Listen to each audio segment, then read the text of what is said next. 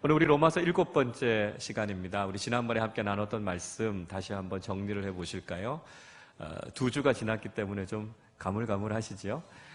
우리가 2주 전에 의인은 없다라고 하는 내용을 가지고 함께 말씀을 나누었습니다. 이방인들 다 죄인이다 이야기했지요. 유대인들도 예외는 없이 다 죄인이다 이렇게 이야기했습니다. 그러니까 이렇게 질문하는 거죠. 그럼 유대인의 나음은 뭐냐?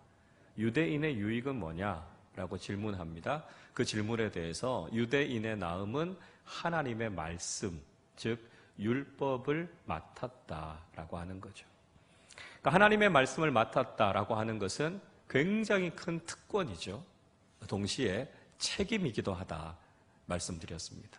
진리의 말씀을 먼저 깨달은 것은 우리에게 주신 큰 은혜고 특권이지만 동시에 알고 있는 우리가 말씀대로 살아야 하는 책임이 있다 하는 이야기를 드렸습니다. 그러나 그런 면에 있어서는 우리는 결국 다 죄인일 수밖에 없다라고 하는 말씀을 드렸습니다. 인간은 죄인이고 상대적으로 하나님은 미쁘시다.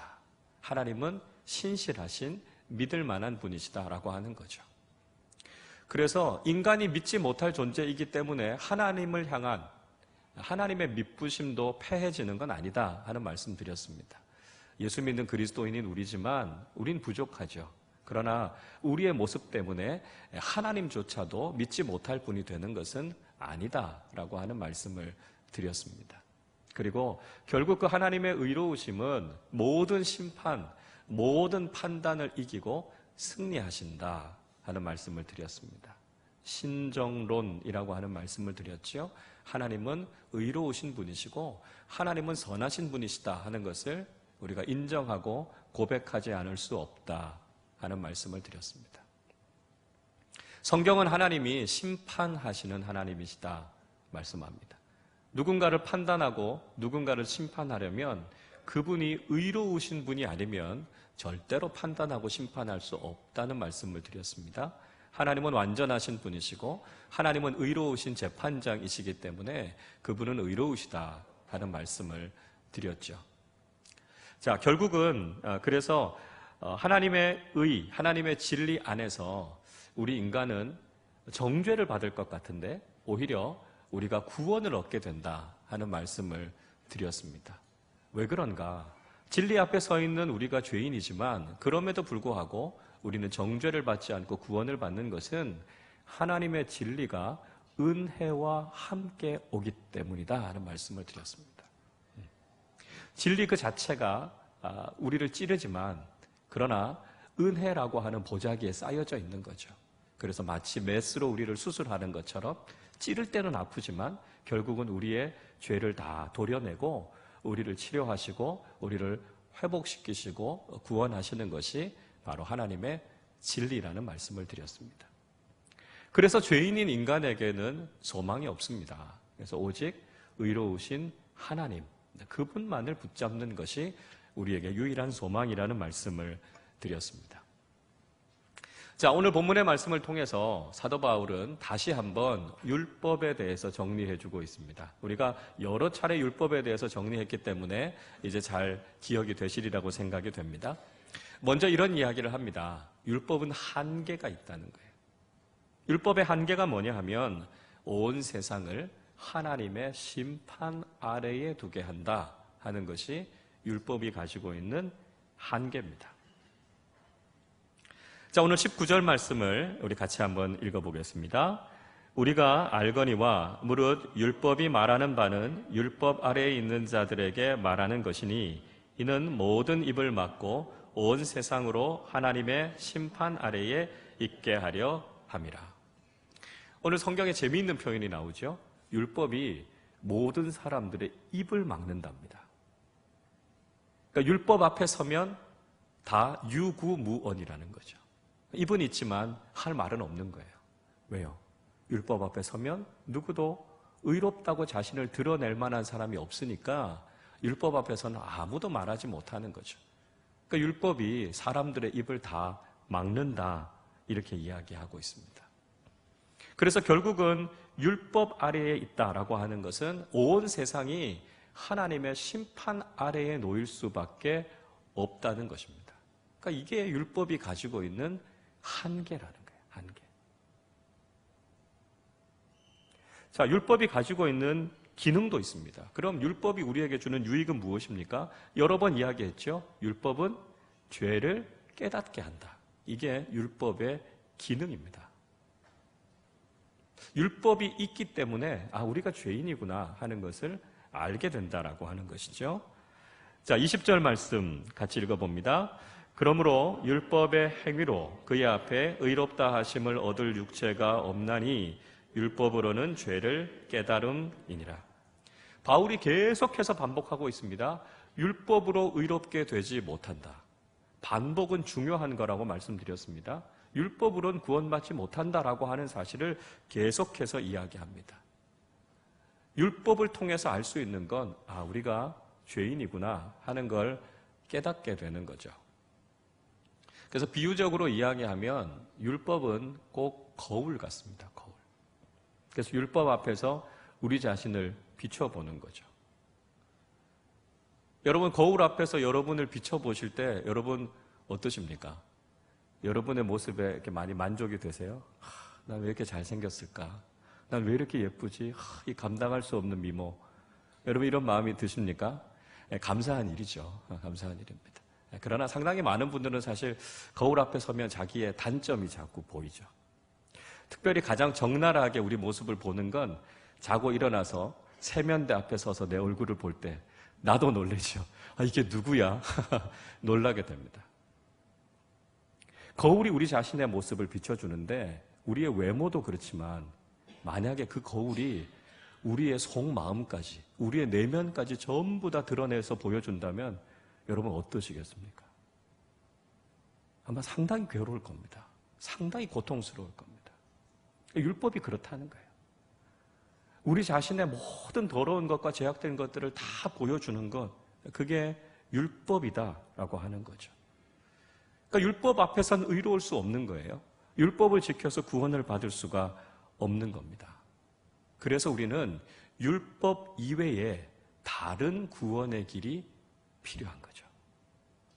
그게 무엇입니까? 그게 바로 예수 그리스도시죠. 예수 그리스도를 믿음으로 구원을 받는 길, 하나님께서 이 길을 열어놓지 않으시면 인간은 도무지 구원받을 길이 없는 겁니다.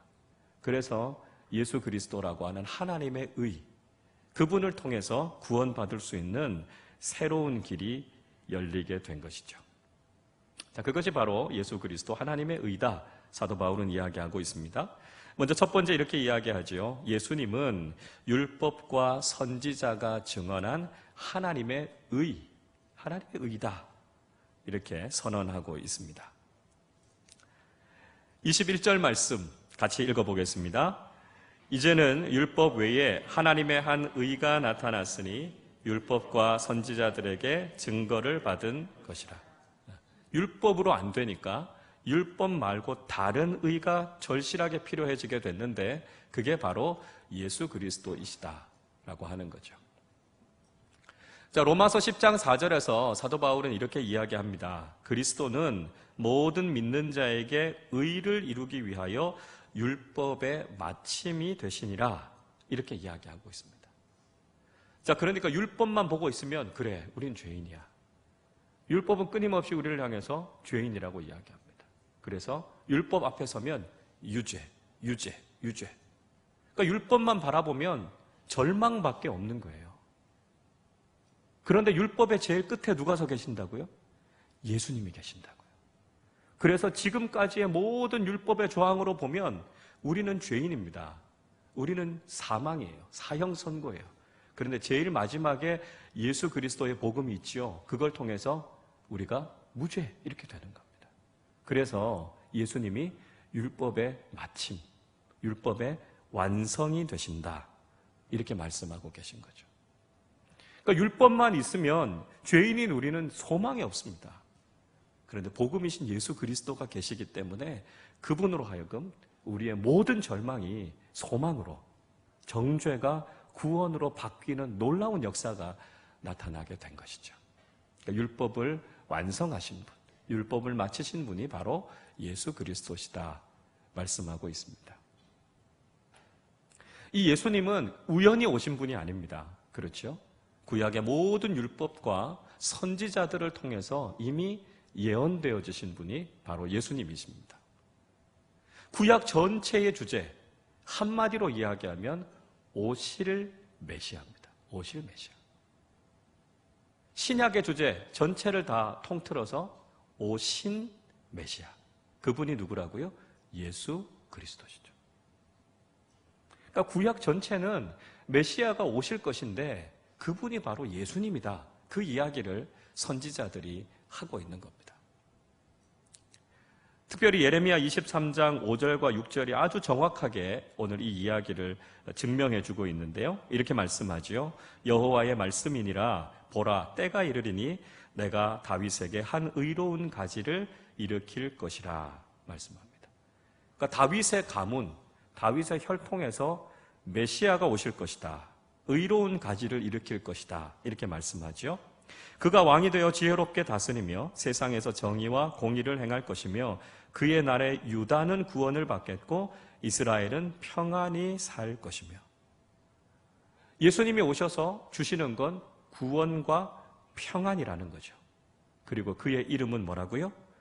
여호와 우리의 공의다. 예수님이 바로 우리의 의이시다. 하나님의 의이시다. 이렇게 일컬음을 받게 될 것이다 말씀하고 있습니다. 그러니까 예수님은 율법과 선지자가 이미 증언하고 예언했던 바로 그 메시아, 그 약속이 이루어지게 된 것이다 하는 것을 이야기하고 있죠. 자, 두 번째로 보시죠. 예수님을 믿음으로 받는 구원은 차별이 없다는 겁니다. 차별이 없다. 예수님을 통해서 주시는 구원은 차별이 없습니다. 22절 우리 같이 읽어보겠습니다. 곧 예수 그리스도를 믿음으로 말미암아 모든 믿는 자에게 미치는 하나님의 의니 차별이 없느니라. 자, 율법은 차별이 있었습니다. 그렇죠? 율법은 유대인들에겐 주어진 것이지만 이방인들에게는 율법이 주어지지 않았습니다. 그러니까 율법은 모든 사람들에게 주어진 것이 아니었습니다. 그러나 예수님의 복음은 모든 사람들에게 다 주어진 거죠. 예수님은 모든 사람을 구원하시기 위해 이 땅에 오신 겁니다. 그래서 차별 없이 모두가 누리는 구원, 그것이 바로 복음이신 예수 그리스도를 통해서 우리에게 주신 구원의 은혜죠. 그래서 우리가 다 암송하고 있는 요한복음 3장 16절 말씀, 여러분 기억하시죠? 같이 한번 해볼까요? 하나님이 세상을 이처럼 사랑하사 독생자를 주셨으니 이는 그를 믿는 자마다 멸망하지 않고 영생을 얻게 하려 하심이니라. 아멘. 하나님이 세상을 이처럼 사랑하사, 구원의 동기입니다. 왜 우리를 구원하셨습니까? 하나님이 우리를 너무 사랑하셨어요. 하나님의 사랑을 증명해 보이시기 위해서 가장 소중하신 독생자 예수 그리스도를 우리를 위해 내주신 겁니다. 나는 너를 이렇게 사랑해. 이게 하나님의 사랑이죠. 하나님께서 그 사랑을 특정한 누구에게만 주신 것이 아니라 그를 믿는 모든 자에게 주신 것. 그게 바로 구원의 은혜다 말씀하고 있습니다. 그렇기 때문에 이 구원의 은혜는 모든 사람들이 다 누려야 하는 것입니다. 그래서 아직 복음을 듣지 못한 사람들, 복음 앞으로 나오지 못한 사람들에게 우리는 힘을 다해서 주님의 복음을 전해야 하는 거죠. 아직도 복음을 자유롭게 믿지 못하는 땅에 있는 사람들이 많이 있습니다. 그런 선교지들이 참 많이 있습니다. 그래서 그들도 이 구원의 은혜를 누릴 수 있도록 우리가 같이 기도하고 복음을 전하는 일들을 계속해서 해야 되는 것이죠. 그래야 오늘 이야기한 것처럼 차별 없이 누리는 구원, 이것이 모든 사람들에게 다 주어지게 되는 것이죠. 자, 세 번째입니다. 예수님은 모든 사람의 죄를 속량하신다는 겁니다. 모든 사람의 죄를 속량하신다. 23절, 24절입니다. 같이 한번 읽어보겠습니다. 모든 사람이 죄를 범하였음에 하나님의 영광에 이르지 못하더니 그리스도 예수 안에 있는 속량으로 말미암아 하나님의 은혜로 값없이 의롭다 하심을 얻은 자 되었느니라. 모든 사람이 다 죄인이기 때문에 하나님의 영광에 이르지 못한다, 이렇게 말씀하고 있습니다. 하나님의 영광이 뭐죠? 구원입니다. 하나님의 나라 천국이죠. 그러니까 죄인은 스스로의 힘으로 천국에 들어갈 수가 없는 겁니다. 자, 여기에서 죄라고 하는 헬라어는 하마르티아라고 하는 말입니다. 하마르티아. 이 죄라고 하는 말이 가지고 있는 의미는 관역이 있잖아요. 양궁 같은 걸 하면 이렇게 관역이 있는데 그 관역을 비켜나가는 겁니다. 빗나가는 것. 그게 바로 죄라는 거죠.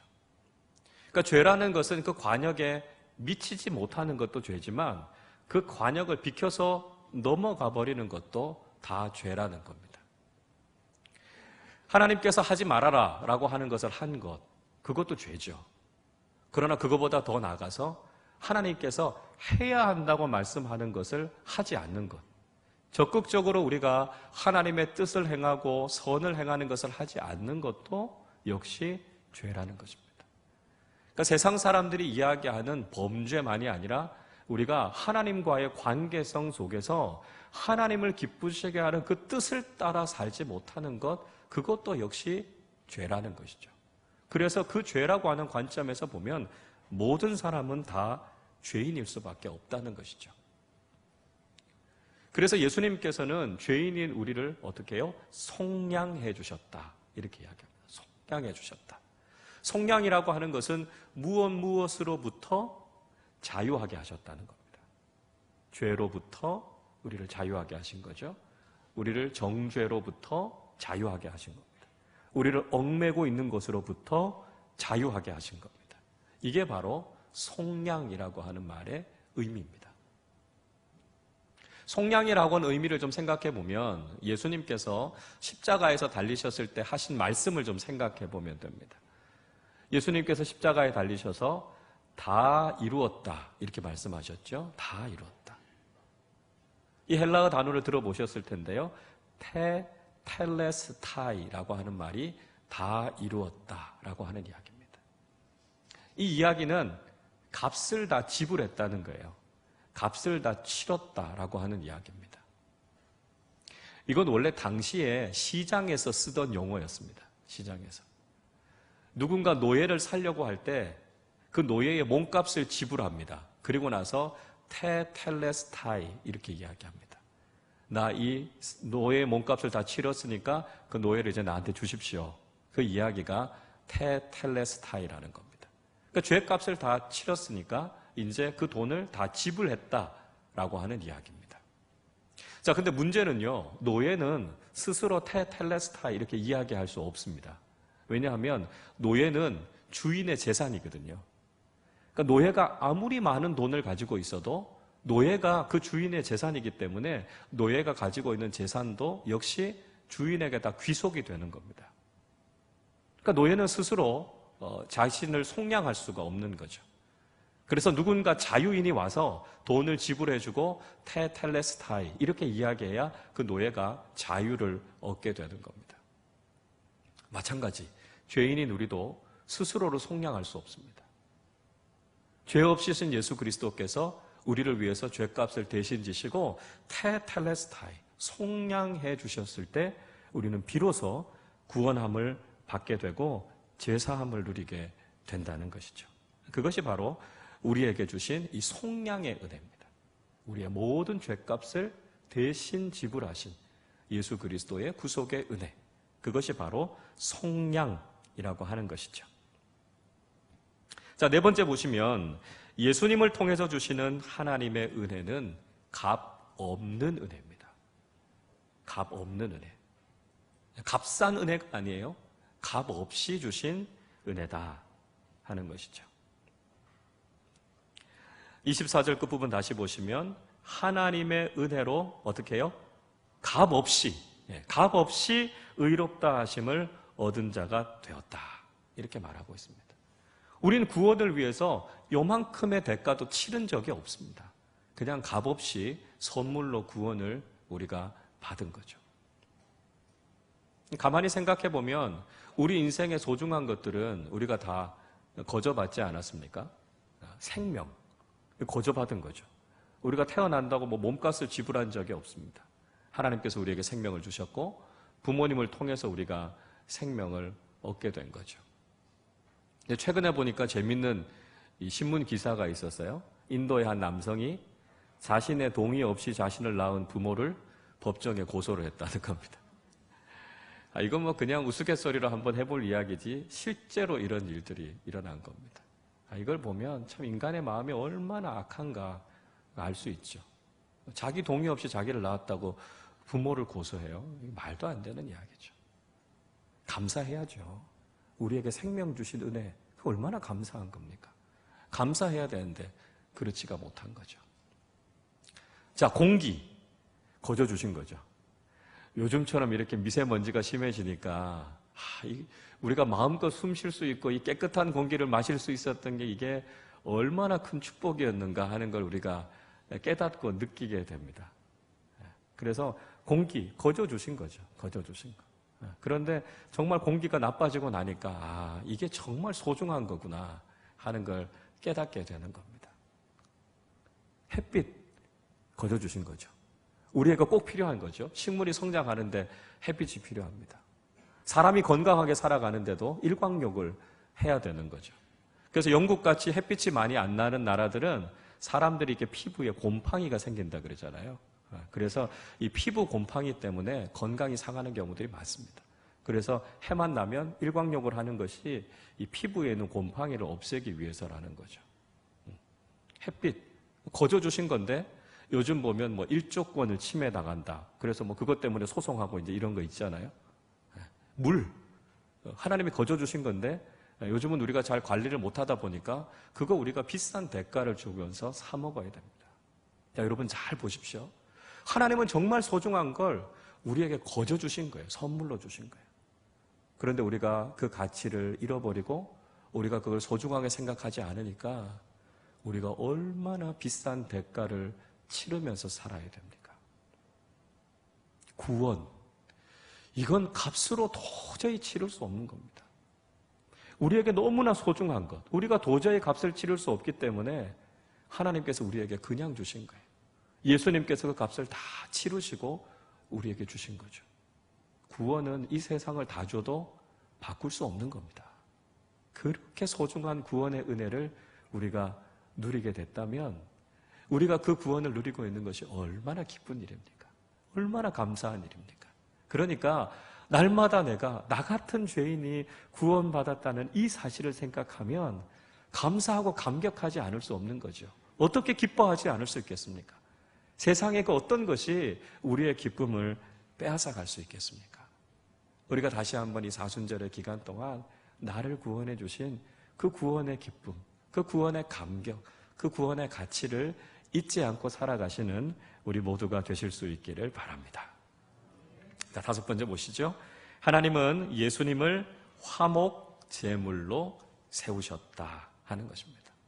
예수님을 화목 제물로 세우셨다. 이제 구약의 제사에 관한 이야기가 나오니까 조금 어렵죠. 자, 25절 말씀을 같이 한번 읽어봅니다. 이 예수를 하나님이 그의 피로써 믿음으로 말미암는 화목 제물로 세우셨으니 이는 하나님께서 길이 참으시는 중에 전에 지은 죄를 간과하심으로 자기의 의로우심을 나타내려 하심이니. 자, 죄라고 하는 것은 하나님과 우리 사이의 관계를 깨트렸다고 말씀드렸습니다. 그래서 죄인인 인간은 하나님 앞에 설 수 없습니다. 왜냐하면 하나님 앞에 서면 하나님의 심판과 진노를 받게 되기 때문이죠. 그래서 우리가 하나님 앞에 서려면 반드시 중재자가 있어야 됩니다. 화해자가 있어야 됩니다. 그분이 바로 예수 그리스도시죠. 예수님께서 기꺼이 화목 제물이 되어주셔서 하나님과 우리 사이에 깨어졌던 관계가 회복이 되어진 것입니다. 그래서 예수님께서 화목 제물이 되셨다 이렇게 말씀하고 있습니다. 화목 제물이 갖는 또 하나 중요한 의미가 있습니다. 레위기의 말씀에 읽어보면 화목제는 크게 세 가지가 있습니다. 하나는 감사제, 두 번째는 자원제, 또는 낙헌제 이렇게 이야기합니다. 세 번째는 서원제. 이렇게 세 가지의 제사가 화목제입니다. 화목제. 그러니까 전체적으로는 다 감사제라고 하는 의미를 갖고 있습니다. 자, 첫 번째 감사제는 일반적인 감사를 담아서 하나님 앞에 드리는 제사가 감사제입니다. 두 번째 자원제라고 하는 것, 낙헌제라고 하는 건 내가 너무 기쁜 거예요. 그래서 자발적으로 하나님 앞에 더 헌신해서 드리는 기쁨의 제사가 바로 이 자원제라고 하는 제사입니다. 세 번째 서원제는 하나님께 약속을 하는 거죠. 하나님, 제가 이렇게 하겠습니다. 하나님께 약속을 하고 드리는 제사가 서원제입니다. 서원제. 이게 다 화목제 안에 포함이 되는 거예요. 자, 그런데 이 화목제를 드리고 나서 제물을 먹는 규정이 있는데요. 그 규정이 아주 의미가 있습니다. 감사제로 드리는 제물은 그날 다 먹어야 됩니다. 그날. 그 다음에 자원제하고 서원제로 드리는 제물은 이틀까지 먹을 수 있습니다. 3일째 먹게 되면 그 제사는 무효가 되는 겁니다. 오히려 하나님 앞에 죄를 짓게 되는 거죠. 자, 생각을 한번 해보시죠. 감사제의 제사로 소를 한 마리 잡습니다. 그런데 실제로 태우는 건 기름하고 내장 일부만 태우고요. 소 한 마리를 다 먹어야 됩니다. 하루 만에 여러분 소 한 마리를 다 먹는 게 쉽겠습니까? 어렵겠습니까? 하루 만에 먹을 수 있는 방법은 뭐냐 하면 그냥 다 빨리 나눠주고 같이 먹는 거예요. 같이 먹는 거. 내가 좋아하는 사람들만 골라서 먹으면 그날 다 못 먹습니다. 그러니까 그냥 보이는 사람, 나랑 좀 관계가 안 좋은 사람이라도, 내가 좀 미워했던 사람이라도 같이 와. 그러고 이제 같이 먹는 거죠. 그러니까 먹다 보면 어떻게 해요? 마음이 풀어지는 거예요. 그럼 화해하게 되고 관계가 회복이 되어지는 거죠. 그러니까 이게 화목 제물을 먹는 규정입니다. 그래서 이런 것들을 실천하는 것들을 통해서 깨어졌던 관계가 회복되게 하는 것, 이게 화목제가 가지고 있는 아주 중요한 규정이라는 거죠. 예수님께서 화목 제물이 되셔서 그렇게 깨어졌던 하나님과의 관계가 회복되어질 수 있도록 하신 것, 그것이 예수님께서 화목 제물이 되셨다라고 하는 겁니다. 여러분, 그래서 우리는 죄가 없어서 의로운 사람이라서 구원을 받는 게 아닙니다. 우린 여전히 죄인이지만 하나님께서 예수님을 보시고 우리의 죄를 간과해 주신 거죠. 눈을 감아 주신 겁니다. 우리의 죄를 보지 않으시고 예수님을 보셔서 우리를 정죄하지 않으셨기 때문에 우리가 구원을 받게 됐다라고 하는 거죠. 그래서 우리가 이 사실을 잊지 말아야 합니다. 우리는 죄인이지만 하나님께서 우리의 죄를 간과해 주셨기 때문에 우리가 하나님의 자녀가 되고 구원의 은총을 누리게 됐다 하는 것이죠. 자, 여섯 번째입니다. 예수님의 십자가는 하나님의 의로우심과 우리의 의로움이 모두 드러나게 한다는 거죠. 예수님의 십자가를 바라보면 거기에는 하나님의 의로우심도, 또 우리의 의롭다고 칭함받은 것도 십자가를 통해서 다 드러나게 된다는 것이죠. 자, 26절 말씀 같이 읽어보겠습니다. 곧 이때에 자기의 의로우심을 나타내사 자기도 의로우시며 또한 예수 믿는 자를 의롭다 하려 하심이라.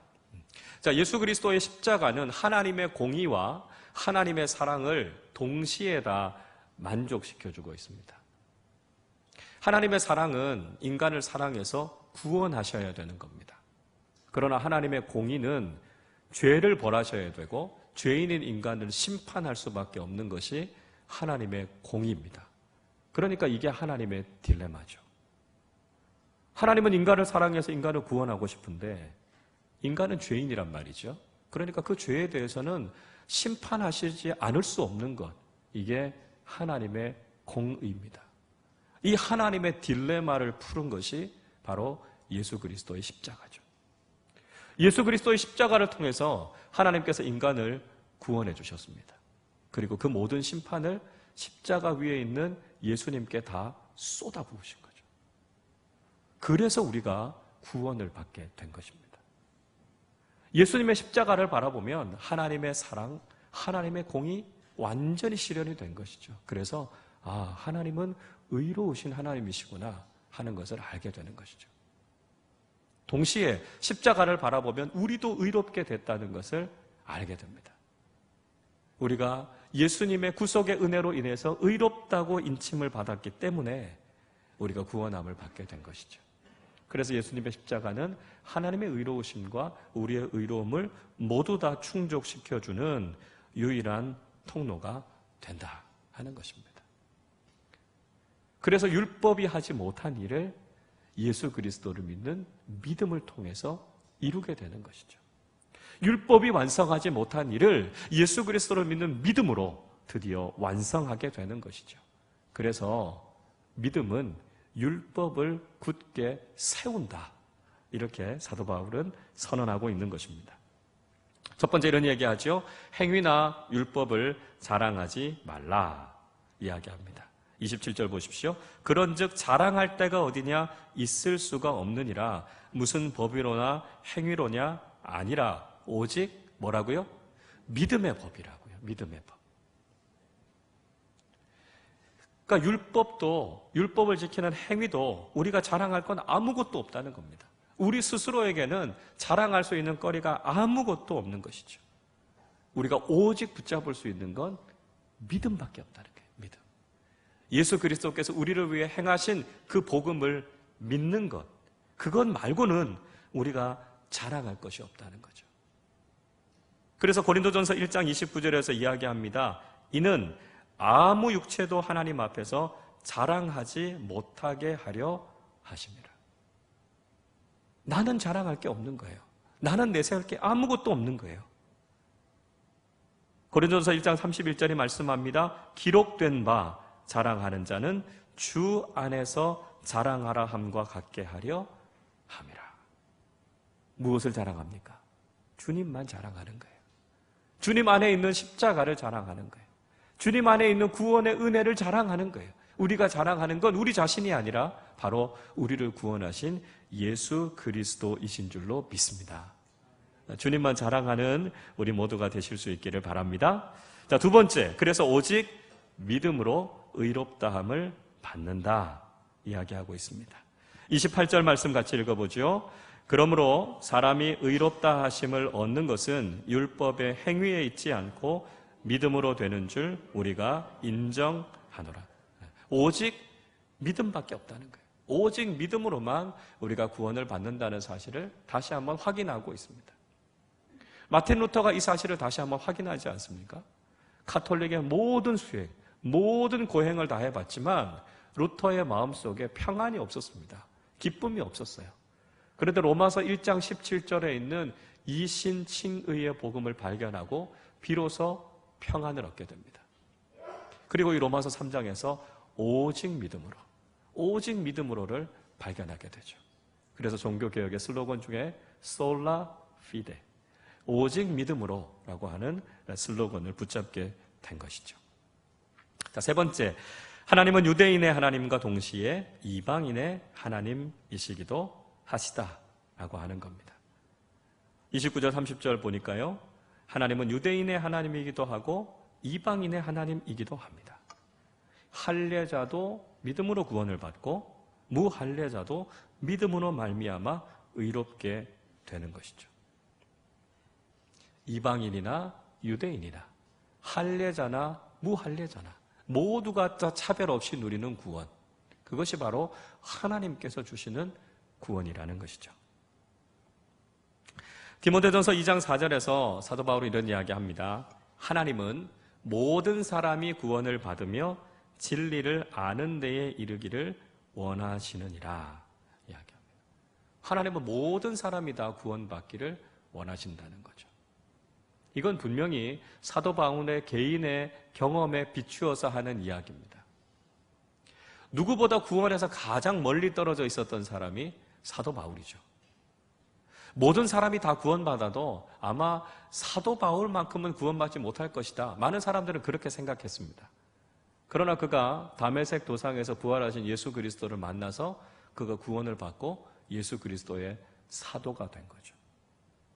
죄인 중에 괴수, 교회를 핍박했던 사도 바울이 구원을 받았다면 누가 구원을 받지 못하겠습니까? 그러니까 하나님의 구원에서 예외인 사람은 아무도 없다는 거예요.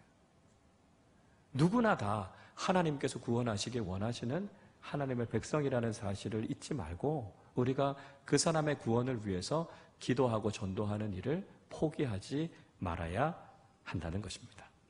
자, 마지막 결론입니다. 믿음은 율법을 파기하지 않고 굳게 세운다 하는 것이죠. 31절 같이 읽어보겠습니다. 그런즉 우리가 믿음으로 말미암아 율법을 파기하느냐? 그럴 수 없느니라. 도리어 율법을 굳게 세우느니라. 믿음은 율법과 대치되는 것이 아니라는 것입니다. 율법이 하지 못한 일을 믿음이 완성해낸 것이죠. 율법으로 구원받을 수 없는 인간이었지만 믿음으로 구원받게 됐고 율법이 이루지 못한 것을 완성하게 된 겁니다. 그래서 믿음은 율법을 더욱더 굳게 세운다. 사도 바울은 그렇게 강조하고 있는 것이죠. 자, 오늘 말씀을 한번 정리해 보겠습니다. 1번 같이 읽어보겠습니다. 율법은 죄를 깨닫게 하고 율법의 행위로는 구원을 받을 수 없다 하는 것이죠. 2번 같이 읽습니다. 하나님의 의이신 예수 그리스도를 믿음으로 값없이 구원을 받는다. 3번입니다.